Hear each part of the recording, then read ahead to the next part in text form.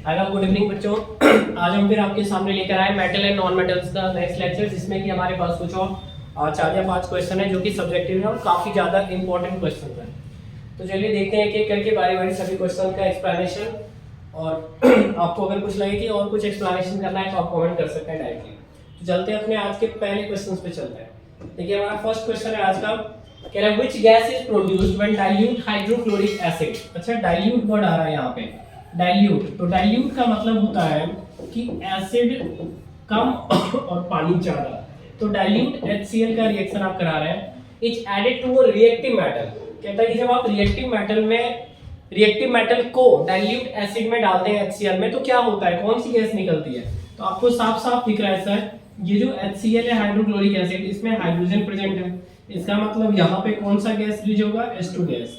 जब भी आप इसमें कोई कौन सा मेटल डालेंगे, कोई भी रिएक्टिव मेटल डालेंगे, तो तुरंत H2 गैस एक्सप्लोसिव साउंड के साथ प्रोड्यूस करेगा। नेक्स्ट पार्ट कह रहे हैं right the chemical reaction when iron reacts with dilute sulphuric acid. जब आप आयरन का रिएक्शन कराते हैं इसके साथ डाइल्यूट सल्फ्यूरिक एसिड के साथ, डाइल्यूट H2SO4 के साथ, तो कह रहा है इसका रिएक्शन लिखिए आप। तो आप बहुत अच्छे से जानते हैं सर, ये जो H2SO4 है ये कैसे टूटता है, ये टूटता है 2H+ और SO4 2- में, ऐसे टूटता है।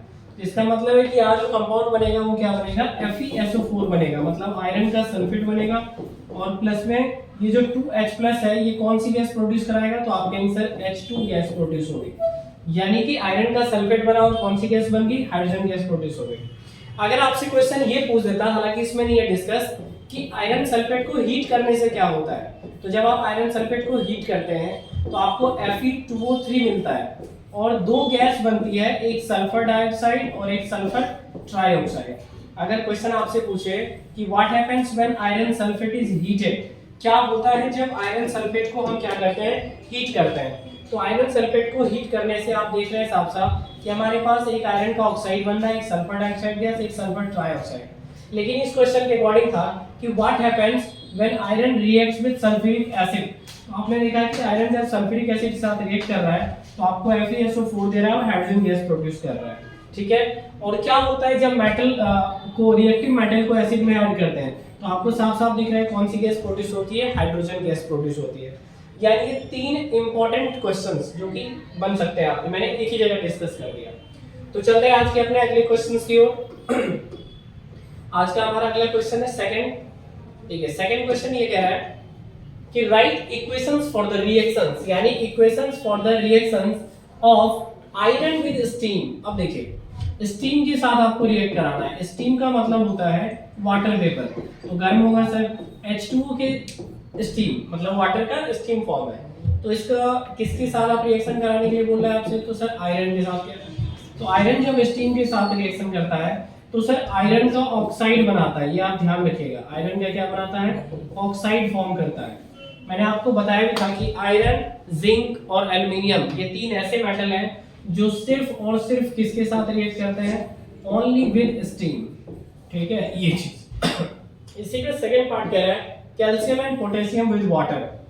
तो कैल्शियम का रिएक्शन अगर आप वाटर के साथ कराते हैं तो आपको मिलता है CaOH का कोल्ड ट्वाइस, जिसको हम स्लैग्ड लाइन कहते हैं, बेसिक नेचर का होता है स्लैग्ड लाइन या फिर कैल्शियम हाइड्रोक्साइड। उसके बाद अगर आप पोटेशियम का कराते हैं H2O के साथ तो ये आपको पोटेशियम हाइड्रोक्साइड बना के देता है KOH, जिसको हम कॉस्टिक पोटैश के नाम से भी जानते हैं, कॉस्टिक पोटैश के नाम से भी जानते हैं, ठीक है।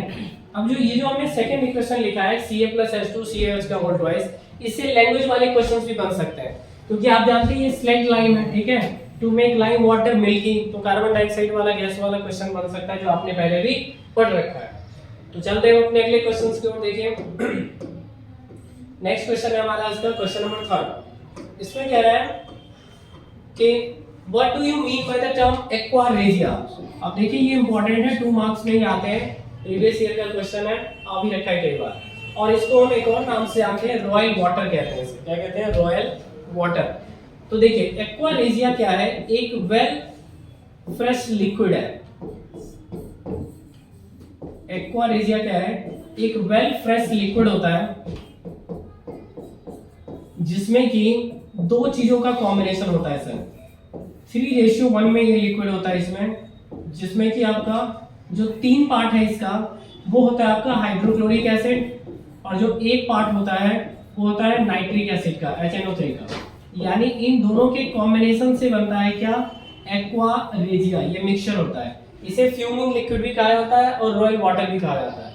होता क्या है इसमें, तो इसमें जो मेटल्स होते हैं जैसे आपका पैलेडियम हो गया, पैलेडियम, प्लैटिनम, गोल्ड, इन सभी मेटल्स को ये अपने अंदर क्या कर लेता है, डिसॉल्व कर लेता है। क्या कर लेता है, डिसॉल्व। मतलब ये सारे मेटल जो हो जाते हैं वो डिसॉल्व हो जाते हैं इनेट, किसके अंदर, एक्वा रेजिया के अंदर। अब काफी महंगे महंगे मेटल है, प्लैटिनम बहुत महंगा मेटल है, ठीक है।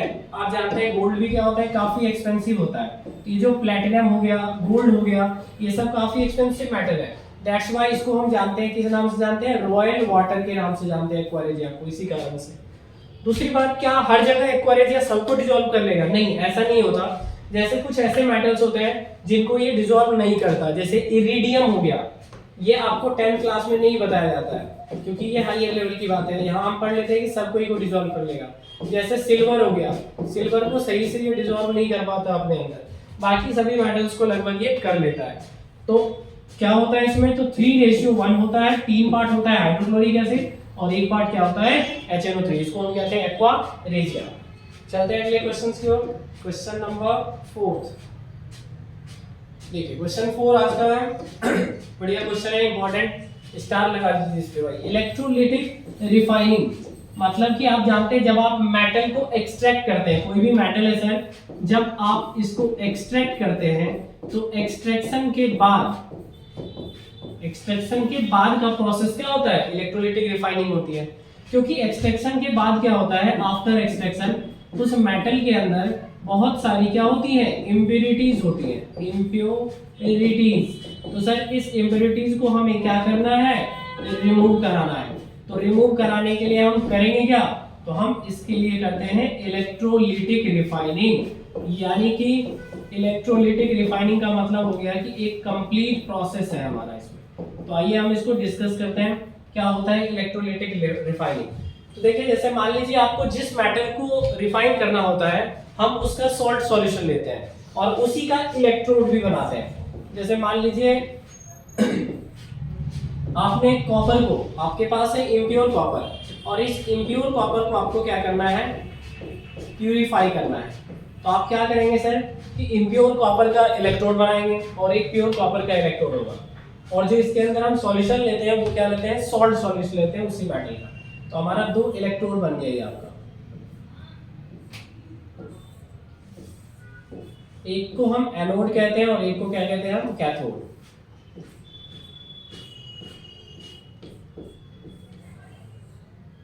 इस तरीके से ये पॉजिटिव और ये नेगेटिव। तो ये हमारा इलेक्ट्रोड हो गया किसका, जिस मेटल का हमें रिफाइनिंग करना है उसी का। और इसके अंदर हम क्या लेते हैं, सॉल्ट सॉल्यूशन ले लेते हैं। सॉल्ट सॉल्यूशन किसका लेंगे, तो सॉल्ट सॉल्यूशन लेंगे कॉपर सल्फेट का, क्योंकि हमने कॉपर लिया है। तो इसके अंदर जो सॉल्ट सॉल्यूशन है वो किन चीजों का है, कॉपर सल्फेट का है।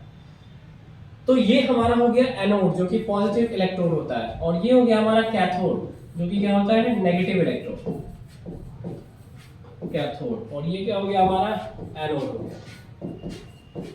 तो एनोड पे हमने रखा है इम्प्योर को, किसको रखा है, इम्प्योर, और कैथोड पे आपने किसको रखा है, प्योर को रखा है। ठीक है। अब देखिए होता क्या है, इसमें रिएक्शन स्टार्ट होता है। जैसे ही आप सर्किट ऑन करते हैं, मतलब रिएक्शन स्टार्ट होना शुरू हो जाएगा। तो होता क्या है कि ये जो कॉपर है आपका, ये कॉपर, इस कॉपर के थ्रू क्या होता है, जैसे ये जो भी कॉपर मेटल है आपके, ये कॉपर क्या करता है, अपना इलेक्ट्रॉन इस सॉल्यूशन के अंदर लूज करता है, जिसको आप Cu2+ कहते हैं। क्या कहते हैं, Cu2+ आयन, Cu2+। मतलब ये कॉपर आयन क्या करता है, अपना 2 इलेक्ट्रॉन यहीं पे छोड़ देता है। जैसे ही 2 इलेक्ट्रॉन इसने लूज किया, ये 2 इलेक्ट्रॉन इधर घूमता हुआ आ जाएगा। मतलब कहोगे सर आपने एक काम करा है यहाँ पे, क्या, तो कॉपर ने क्या किया कि अपना 2 इलेक्ट्रॉन लूज करके अपने आप को बदल लिया किसमें, Cu2+ में। तो आप कहेंगे सर इसको ना ऑक्सीडेशन आप बोल रहे हैं, क्योंकि लॉस ऑफ इलेक्ट्रॉन हो रहा है। और ये वो कहां पे रहा है, तो आप कहेंगे सर ये हो रहा है एनोड के ऊपर, क्योंकि एनोड हमेशा क्या कराता है, ऑक्सीडेशन कराता है। तो एनोड पे ऑक्सीडेशन हो रहा है। दूसरी तरफ ये है आपका कैथोड प्योर मेटल वाला। तो इस पे क्या होता है, ये Cu2+ वापस क्या करते हैं, इस पे डिपॉजिट होने के लिए जाते हैं, क्योंकि ये 2 इलेक्ट्रॉन घूमते हुए यहाँ पे पहुंच जाता है।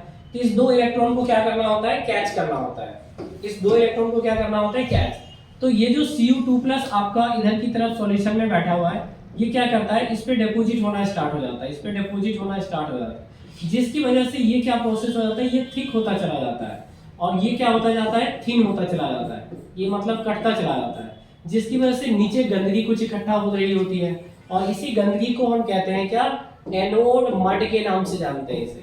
इसे हम क्या कहते हैं, एनोड मड के नाम से जानते हैं। अच्छा, तो कैथोड पे रिएक्शन क्या होता होगा, तो एट कैथोड तो कैथोड पे क्या होता है, ये कॉपर आयन जाते हैं, कॉपर आयन, इसके पास इलेक्ट्रॉन की कमी है, कितने इलेक्ट्रॉन की, 2 इलेक्ट्रॉन की, ये तुरंत 2 इलेक्ट्रॉन को गेन कर लेगा और अपने आप को किसमें बदल लेगा, कॉपर में बदल लेगा, Cu में बदल लेगा, यानी आपको कॉपर मिलता जा रहा है, ये डिपॉजिट हो गया। तो कैथोड पे हो गया क्या, रिडक्शन, क्योंकि गेन ऑफ इलेक्ट्रॉन हो रहा है, और एनोड पे क्या हो गया, ऑक्सीडेशन, क्योंकि क्या हो रहा है, लॉस ऑफ इलेक्ट्रॉन हो रहा है। मोस्ट इंपॉर्टेंट क्वेश्चन है, आपको पूरा डायग्राम बना के एनोड और कैथोड का रिएक्शन भी लिखना पड़ेगा, इसलिए स्टार बना लीजिए इस क्वेश्चन पे, मोस्ट इंपॉर्टेंट क्वेश्चन है। तो उम्मीद करती हूं क्वेश्चन आपको समझ आया होगा। अब चलते हैं हम अपने अगले क्वेश्चन की ओर। तो बारी बारी से हमें ना ये मेटल एक्सट्रैक्ट हो जाता है, मिल जाता है प्योर फॉर्म में। चलिए नेक्स्ट क्वेश्चन है हमारा आज का, जो कि लास्ट क्वेश्चन है, क्वेश्चन नंबर 5 क्वेश्चन ये कह रहा है, देखिए, what happens when metal reacts with nitric acid. इस पे भी स्टार लगा लीजिए, बहुत ज्यादा इंपॉर्टेंट क्वेश्चन ये भी है। जब मेटल नाइट्रिक एसिड के साथ रिएक्ट करता है तो क्या बनाता है। देखो सर, वैसे मेटल किसी भी एसिड के साथ रिएक्ट करता है तो हम जानते हैं सॉल्ट बनाता है और हाइड्रोजन गैस। जब मेटल किसी भी एसिड के साथ रिएक्ट करता है तो क्या बनाता है, एक तो सॉल्ट बना देगा और क्या बनाएगा, हाइड्रोजन गैस रिलीज करेगा। ये तो सर सब जानते हैं और हमने पढ़ भी रखा है। अब बात करते हैं नाइट्रिक एसिड की क्या खास बात होती है। जब metal nitric acid that is HNO3 इसके साथ जब रिएक्ट करता है तो सॉल्ट तो बनाएगा ही बनाएगा, लेकिन हाइड्रोजन गैस रिलीज नहीं करता है। तो करता क्या है, तो यहाँ पे वाटर का फॉर्मेशन होता है, इसका फॉर्मेशन होता है वाटर का, और कुछ नाइट्रोजन के ऑक्साइड्स बन जाते हैं। नाइट्रोजन के क्या बन जाते हैं, ऑक्साइड, नाइट्रोजन के ऑक्साइड्स का फॉर्मेशन हो जाता है। जैसे NO2 बन जाएगा, NO बन सकता है, N2O बन सकता है, ये सब ऑक्साइड्स बन जाते हैं यहाँ पे। अब देखिए आपसे रीजन पूछा जाएगा ऐसा क्यों होता है, ध्यान से सुनिएगा इसे। क्या है कि मेटल जनरली इसके साथ रिएक्ट करता है तो वाटर नहीं देता, जबकि मोस्ट ऑफ द एसिड के साथ क्या करता है, हाइड्रोजन गैस प्रोड्यूस करता है, और इसके साथ क्या करता है, वाटर देता है, हाइड्रोजन नहीं देता है। तो ऐसा क्या कारण है, तो आप ध्यान दीजिए, HNO3 जो होता है ये एक स्ट्रॉन्ग ऑक्सीडाइजिंग एजेंट होता है। क्या होता है, स्ट्रॉन्ग ऑक्सीडाइजिंग एजेंट। हमें पता है इस रिएक्शन में हाइड्रोजन आ रहा होगा, लेकिन ये जो स्ट्रॉन्ग ऑक्सीडाइजिंग बिहेवियर है इसकी वजह से वो हाइड्रोजन ना बन के क्या बन जाता है, H2O बन जाता है, और वो अपने आप को रिड्यूस कर लेता है इन नाइट्रोजन के ऑक्साइड्स में, बट ऑक्सीडाइज करके क्या बना लेता है, वाटर बना लेता है। ठीक है, किसकी वजह से, तो due to presence of HNO3 जो कि स्ट्रॉन्ग ऑक्सीडाइजिंग एजेंट है, हाइड्रोजन ना बन के वाटर बन जाता है और बाकी खुद को रिड्यूस कर लेता है नाइट्रोजन के ऑक्साइड्स में। लेकिन एक्सेप्शन याद रखें, दो ऐसे मेटल हैं जो नाइट्रिक एसिड के साथ रिएक्ट करते हैं, वेरी डाइल्यूट नाइट्रिक एसिड के साथ। सर ये स्ट्रॉन्ग एसिड होता है, तो दो ऐसे मेटल हैं, जैसे मैंगनीज, Mn लिखते हैं हम उसको, मैंगनीज पढ़ते हैं इसे, और एक दूसरा मेटल होता है Mg, मैग्नीशियम। ये दोनों जब नाइट्रिक एसिड के साथ रिएक्ट करता है, वो भी कौन सा नाइट्रिक एसिड, तो वेरी वेरी डाइल्यूट, बहुत थोड़ा सा डाइल्यूट नाइट्रिक एसिड के साथ जब रिएक्ट करते हैं तो ये आपको प्रोड्यूस करके देंगे, सॉल्ट तो बनाएगा ही बनाएगा, मैग्नीशियम नाइट्रेट और मैंगनीज नाइट्रेट का, और साथ में कौन सी गैस, हाइड्रोजन गैस प्रोड्यूस करता है। तो ये एक्सेप्शन है, तो इन चीजों को तो आपको याद रखना ही पड़ेगा, मोस्ट इंपॉर्टेंट है, इसको याद रखिए। मैंगनीज और मैग्नीशियम क्या देता है, हाइड्रोजन गैस देता है, जबकि बाकी सारे मेटल एसिड के साथ, नाइट्रिक के साथ रिएक्ट करके क्या देते हैं, वाटर देते हैं। ठीक है, और यहाँ पे इसलिए ऐसा हो रहा है क्योंकि जो नाइट्रिक एसिड है वो क्या है, स्ट्रॉन्ग ऑक्सीडाइजिंग एजेंट है। तो उम्मीद करते हैं आपको ये भी समझ आया होगा। मोस्ट इंपॉर्टेंट क्वेश्चन है अभी लास्ट 4th नंबर वाला और 5th वाला, इसको बड़े ध्यान से आप इसका स्क्रीनशॉट ले लीजिए और समझ जाइए। फिर हम अगली क्लास में, अगले लेक्चर में, ये हमारा आज का लास्ट क्वेश्चन था, अगले लेक्चर में मैं फिर आपको कुछ क्वेश्चंस लेके आऊंगा। हो सकता है अब मैं बायो या फिर फिजिक्स पे मैं मूव करूँ, फिजिक्स पे जा सकता हूँ इलेक्ट्रिसिटी चैप्टर पे, तो उसके कुछ क्वेश्चंस वगैरह फिर हम आपके साथ एड अप करेंगे। बाकी आप अपनी तैयारी को जारी रखिए और बनाए रखिए। Thank you so much, very very good evening.